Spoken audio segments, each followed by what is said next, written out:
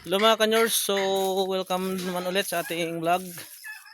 So dito kayo ngayon sa ating mini farm. So malapit na matapos yung ating pinapagawang bahay kubo or storage house na paglalagyan natin ng mga feeds ng baboy at manok. Kasi dito lang po nakalagay yung ating nilagyan ng feeds, so walang takip o napapasok minsan ng ulan. So konting pasilip lang yung ating dalawang baboy na gawing inahin. So yan o, ating kubo. Yung sila yung gumagawa ang dalawa, yung mag-ama. So update tayo dito sa ating mga pabo. So, meron tayo ditong 4 na babae, 2 lalaki. So yung dalawa ay naglilimlim na, yung dalawa ingay yung baboy.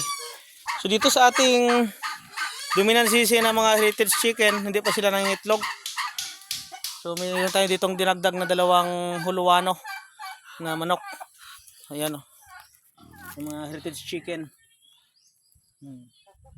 Dito sa kabila ay meron tayo ditong 11 na inahin at siyang laki or male duck.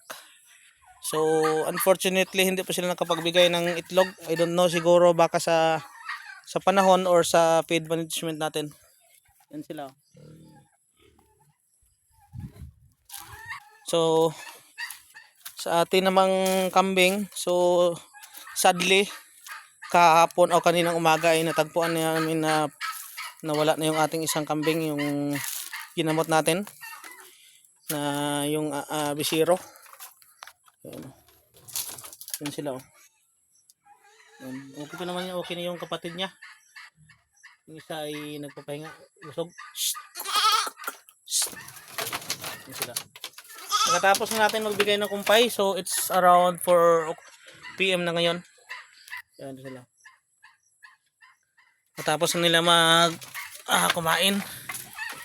So bukas natin sila papalabasin kasi medyo makulimlim na naman oh, panahon.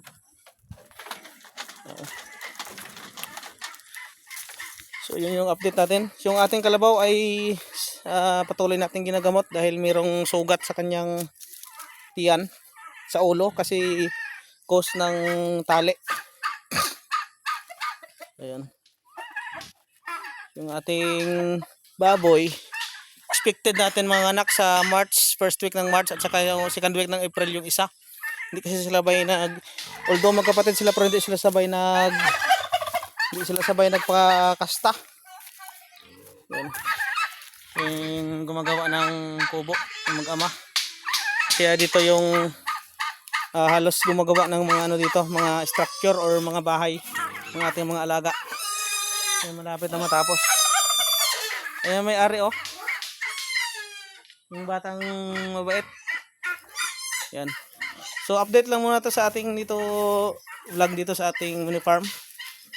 So medyo bumaba na yung ating views dahil hindi tayo updated dito sa nadulas pa ako, hindi tayo updated sa mga vlogs natin sa YouTube. Pero still kasi busy tayo sa alaga ng mga hayop. So ito yung kalabaw natin. May sugat sa tiyan pero ginagamot pa rin natin. So salamat guys sa inyong panonood, and shout out to all my followers in my page and also my subscribers from different country around the world, to Sir Ernest Pitcher, to solid supporters, organic viewers, and also to the Sir Brian from Florida, USA. Thank you so much.